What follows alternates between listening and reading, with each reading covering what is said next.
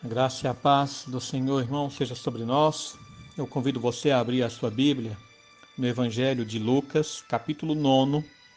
Nós faremos a leitura do versículo 23 ao versículo 27, que nos diz assim: Dizia a todos: Se alguém quer vir após mim, a si mesmo se negue, dia a dia tome a sua cruz e siga-me.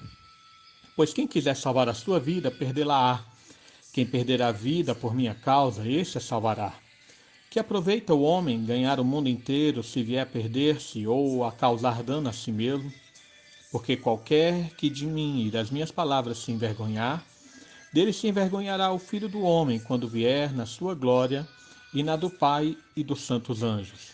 Verdadeiramente vos digo, alguns há dos que aqui se encontram que, de maneira nenhuma, passarão pela morte, até que vejam o reino de Deus. Irmãos, numa meditação anterior, nos versículos 18 até o 22, nós tínhamos visto a respeito do aspecto das visões das pessoas a respeito de Jesus. Primeiramente, nós vimos ali a visão da multidão sobre quem é Jesus e depois a visão dos salvos. Portanto, depois dessa revelação, Jesus então irá falar aqui sobre a conduta daqueles que o veem como ele realmente é, daqueles que o veem como Cristo de Deus, daqueles que o veem como Senhor e Salvador. Então, há três ensinos aqui para os discípulos de Jesus que eu gostaria de trazer nesse momento. Primeiro, o primeiro ensino é que há uma renúncia. O início do versículo 23 nos fala: Se alguém quer vir após mim, a si mesmo se negue. Algum tempo atrás eu ouvi uma frase que se tornou bastante verdadeira e que eu a uso muito em muitas circunstâncias, que fala: toda escolha traz consigo uma renúncia.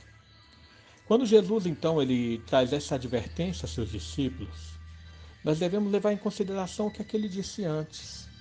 Olha que no versículo 22 ele disse: É necessário que o Filho do Homem sofra muitas coisas, seja rejeitado pelos anciãos, pelos principais sacerdotes e pelos escribas, seja morto e no terceiro dia ressuscite. O que Jesus está, portanto, falando nesse momento é que ele mesmo fez uma renúncia em nosso favor.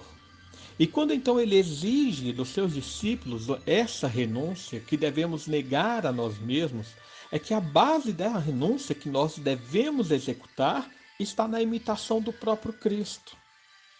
Se você lembrar o que Paulo escreveu lá em Filipenses, capítulo 2, versículos 5 a 8, ali nos diz o seguinte: Tende em vós o mesmo sentimento que também houve em Cristo Jesus, ou seja, sejam imitadores de Cristo. Pois ele, subsistindo em forma de Deus, não julgou como usurpação o ser igual a Deus. Antes, a si mesmo se esvaziou, assumindo a forma de servo, tornando-se em semelhança de homens, e reconhecido em figura humana, a si mesmo se humilhou, tornando-se obediente até a morte e morte de cruz. Portanto, quando Jesus aqui está falando que se alguém quiser vir após ele, a si mesmo deve se negar, ele está falando: sejam ou hajam como eu agi. Eu estive na glória e me esvaziei para cumprir um plano. Negar a si mesmo, portanto, é abdicar de si mesmo, abdicar das suas prioridades, dos seus desejos. Jesus ele estava na glória, com paz e tranquilidade. E ele negou a sua própria paz e tranquilidade eterna em nosso favor. E é isso que ele exige de nós. Ele faz mais uma demonstração disso lá em Lucas, no capítulo 14, no versículo 26, quando ele repete essa frase, mas ele fala: Se alguém vem a mim e não aborrecer a seu pai e mãe, e mulher e filhos, e irmãos e irmãs, e ainda sua própria vida, não pode ser meu discípulo. Portanto, o que Jesus está falando sobre negar a si mesmo significa que nós devemos tê-lo como prioridade da nossa vida.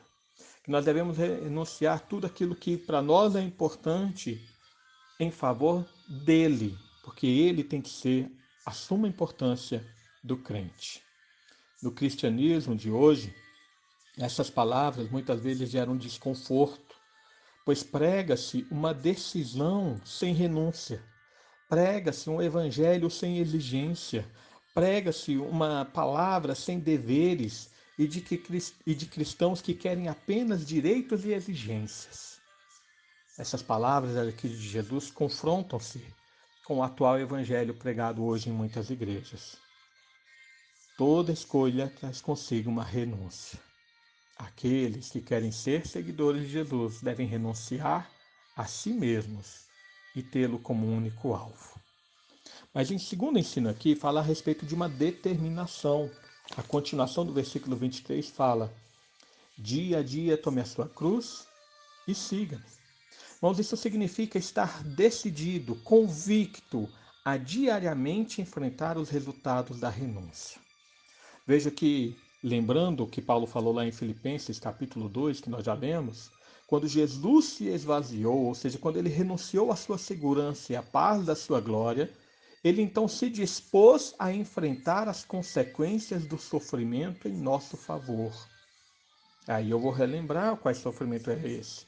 No versículo 22, lá de Lucas 9, ele fala: é necessário que o Filho do Homem sofra muitas coisas, seja rejeitado pelos anciãos, pelos principais sacerdotes, pelos escribas, seja morto e no terceiro dia ressuscite. Ele, portanto, enfrentou as consequências do sofrimento em nosso favor. Então ele entregou a sua vida por nós. Olha o que fala o versículo 24. A exigência dele fala que quem quiser salvar a sua vida, perdê-la-á. E quem perder a sua vida por minha causa, salvará. É porque ele entregou a sua vida por nós. Ele, portanto, perdeu a sua vida em nosso favor. E nós devemos imitá-lo nisso. Se você observar o versículo 25 da exigência dele em relação a nós, ele fala: que proveito ao homem ganhar o mundo inteiro e vier perder ou causar dano a si mesmo. Se Jesus exige isso de nós, é porque certa vez ele também fez isso. Se você lembrar lá em Lucas, no capítulo 4, versículo 5 e versículo 6, é o texto que no início do ministério de Jesus ele é colocado sobre a tentação do diabo. E ali nos diz assim: e elevando, mostrou-lhe no momento todos os reinos do mundo, e disse-lhe o diabo: dar-te-ei toda essa autoridade e a glória destes reinos, porque ela me foi entregue e a dou a quem quiser. Jesus, no início do seu ministério, ali na tentação do deserto, ele teve, sob a tentação do diabo, a oferta de ter todos os reinos, de ter todo o mundo a seu favor. Mas ele sabia que aproveita ganhar o mundo inteiro e perder a alma. Ele renunciou, portanto, à tentação de Satanás, da autoridade e da glória de todo o reino do mundo em nosso favor.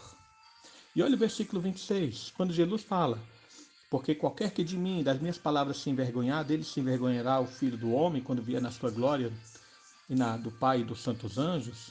Quando ele faz essa exigência a nós, é porque também ele sofreu, ele foi humilhado, ele foi envergonhado, como nos diz a profecia de Isaías lá no capítulo 53, em nosso favor. Ele se humilhou por nós, para que pudéssemos ser confessados diante do Pai. E, portanto, ele exige que nós o confessemos diante dos homens. Por isso, irmãos, ele pode exigir dos seus seguidores essa mesma disposição e essa mesma determinação. Devemos aceitar ser odiados, injuriados, como ele fala lá em João 15, 18 a 22, por causa do nome dele. Aqueles que hoje dizem: eu não aceito, eu rejeito, em relação às tribulações, angústias em nome de Jesus, esses não podem ser discípulos de Jesus. O terceiro ensino, rapidamente colocando aqui, é o ensino que, apesar de haver uma renúncia e também de haver uma determinação, há também um privilégio. Versículo 27, Jesus fala: verdadeiramente digo, alguns dos que aqui se encontram, de maneira nenhuma passarão pela morte, até que vejam o reino de Deus. O grande privilégio de ser seguidor de Jesus é ver o reino de Deus.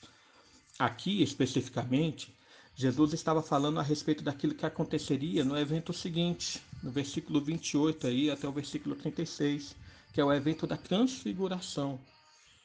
Pedro, Tiago e João, eles sobem com Jesus ao monte com o propósito de orar, E ali, enquanto Jesus está orando, as suas vestes se resplandecem de brancura, e vem então Moisés e Elias e aparecem diante deles. Eles veem, portanto, uma faísca do reino de Deus, uma faísca da glória do Senhor. É disso que Jesus está falando. Mas essa é uma certeza que foi dada não apenas àqueles discípulos, mas também uma certeza que é dada a nós. Lembrando que Paulo fala lá em Romanos, capítulo 8, versículo 17, se com ele sofremos, com ele seremos glorificados. As grandes promessas que foram dadas às 7 igrejas da Ásia são para toda a igreja. Nós vamos cear com o Cordeiro. Aos vencedores, eles vão gozar de todas as bênçãos eternas. E se às vezes é difícil para nós imaginarmos isso, devemos lembrar também da promessa de Paulo lá em Romanos capítulo 8, versículo 18. Ele fala, porque para mim tenho por certo que os sofrimentos do tempo presente não podem ser comparados com a glória a ser revelada em nós. Toda escolha tem uma renúncia, mas a renúncia traz também um privilégio quando se refere a ser discípulo de Jesus.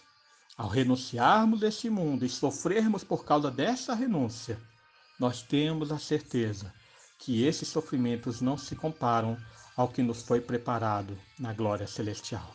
Que Deus abençoe a nossa vida e abençoe o nosso coração e derrame sobre nós as suas ricas bênçãos. Oremos. Pai amado, mais uma vez nos colocamos diante de Ti, a nossa vida, sob os Teus cuidados. Pedindo ao Pai que o Senhor venha nos abençoar, guardar o nosso coração, guardar a nossa mente, para que sejamos firmes e convictos de sermos seguidores do Teu Filho Jesus. Abençoa, portanto, o nosso coração a ser, ó Pai, em todas as coisas, perseverante na fé, a suportar as aflições em favor do Seu Filho Jesus, pois Ele é o nosso Senhor e queremos ver o Teu reino na glória que haverá de ser revelada. Abençoa todo o teu povo espalhado pela face da terra. É o que nós pedimos em nome do teu Filho Jesus. Amém. Que o Senhor esteja sobre nós, a nossa casa e a nossa família, desde agora para todos sempre. Amém.